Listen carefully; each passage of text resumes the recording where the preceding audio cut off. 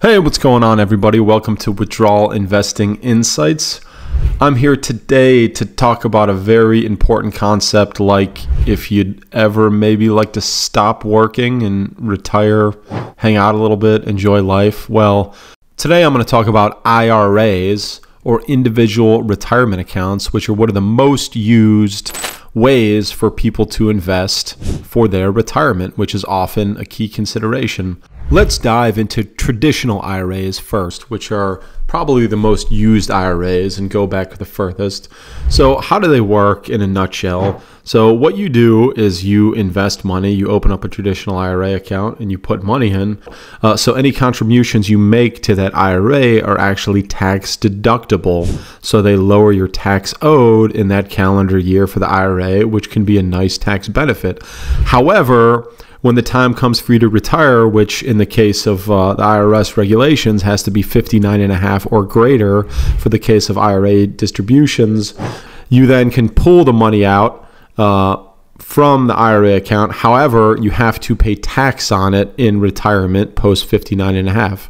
If you take a distribution prior to age 59.5, then there's a 10% penalty as well as taxes owed on any IRA funds. Now, I did hint earlier that if your adjusted gross income or your income is too high, you can be phased out of the tax deductibility of an IRA. However, you can still contribute to a non-deductible IRA, which gets you tax deferred growth on the assets. Whether it's deductible or non-deductible in the IRA, you get tax deferred growth from when you put the money in until you retire, which is a huge benefit. But eventually the IRS is coming knocking at the door to get their taxes. Now, there's a thing called a required minimum distribution, right? And that starts at age 72 or 73. I believe it's going up to age 75 over time, where the government makes you take distributions from your individual retirement account because you didn't pay tax on those investing dollars, and they want to come collect their tax. So those are important considerations with an IRA. So when you invest in an IRA, what can you buy? You can pretty much buy anything. If you're working with one of the bigger shops, whether it's Fidelity, Schwab, Interactive Brokers, etc., pretty much unconstrained on whether you buy a mutual fund, ETFs, individual stocks, even fixed income or other kind of unique things like options. So it's pretty open-ended and is often much more flexible as far as what you can invest in, as opposed to if you were invested in a 401k for retirement, which often has a limiting number of investments that you can choose from that can be constrictive sometimes. So those are some interesting tidbits on an IRA. Now let's delve into the contribution limits for IRAs. So when you invest in an IRA, you can't just contribute an unlimited amount of money. There's a contribution limit per year, and it's actually fairly low compared to 401ks, which you can contribute much more, which is $22,500 per year in 2023 per year that you can contribute. However, if you're over the age of 50, there are catch-up contributions allowed for an IRA for someone to put a little bit more money away post the age of 50 in order to kind of maximize their investments and savings over that time. So that's an important consideration on the catch-up contributions. Another important consideration when investing in an IRA is making sure you have earned income.